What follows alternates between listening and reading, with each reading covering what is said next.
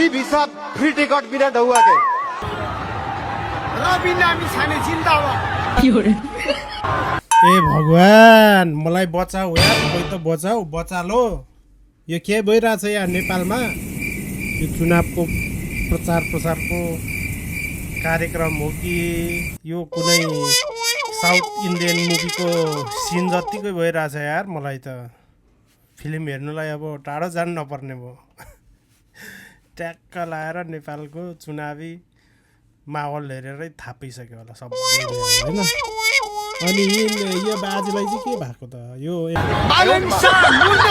एमालेको हो कि काङ्ग्रेसको हो कि कुन चाहिँ पार्टीको खाएर आएर बिचरा ल हेर त, हुनु पनि हो कि बा?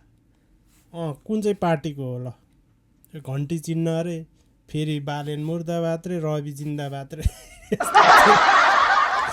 ए भगवान् सम्झाऊ यार, सम्झाऊ यार। तिमीहरूको यता उहरूलाई सम्झाऊ यार, जनताहरूलाई यार, सचेत बनाऊ।